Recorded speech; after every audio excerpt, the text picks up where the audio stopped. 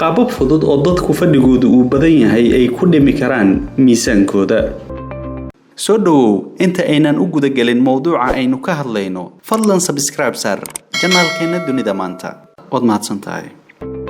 dad badan ayaa nooca shaqadooda waxay ku qasbaysaa in ay saacado badan fadhiyaan dukaan ama xafiis ama goob kalaba.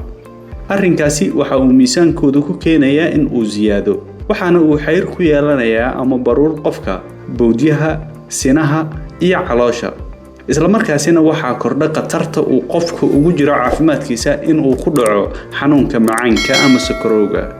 inkasta oo dhimista miisaanka ay u baahan tahay jimicsi jireed iyo dhaqdhaqaaq, haddana warbixin caafimaad ayaa waxay soo bandhigaysaa 6 qaab oo horey dad badan loogu tijaabiyey oo ka qayb qaadanaysa dhimista culayska xad-dhaafka ah ee qofka jirkiisa saaran.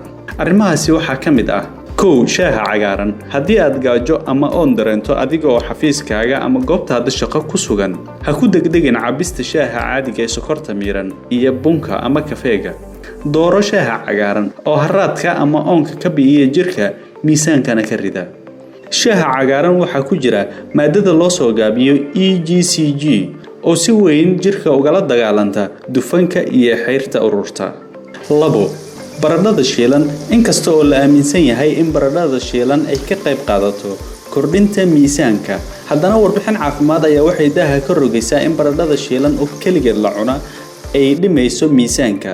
sababtuna waa iyada oo qofka dareensiinaysa dhereg joogto ah, taasina waxay sabab u noqonaysaa in qofku uu cuntada iska yareeyo. 3. qosolka badan. khubaro ku takhasustay arrimaha qosolka ayaa waxa ay caddeeyeen in qosolka badan uu qofka ka caawiyo dhimista miisaankiisa.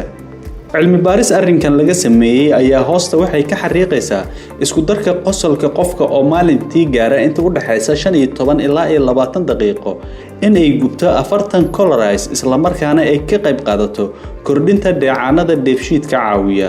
arrimahaasi oo qayb ka ah waxyaabaha miisaanka dhima. 4. socodka iyo dhaqdhaqaaqa fudud.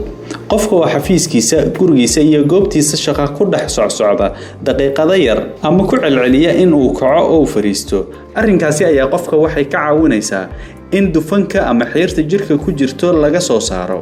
waa haddii uu ku celceliyo muddo badan. sidoo kale wareegga dhiigga ayaa si habsami leh u shaqaynaya, waxaana hoos u dhacaya culayska qofka. 5. cuntada.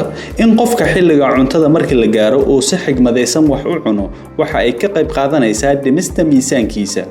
tusaale ahaan, in cuntada aad cunaysa ay ahaato mid aad u yar oo ku filan baahida ku haysa oo aanad isku ilaawin cuntada. waxaa jira daraasado ku talinaya in qofka marka uu doonayo in uu miisaankiisa dhimo uu caado ka dhigto inuu cuno saloolka ama daangada, taas oo qofka siinaysa dhereg kana hortagaysa miisaanka oo uusan u baahanayn cunto kale oo dheeraad ah.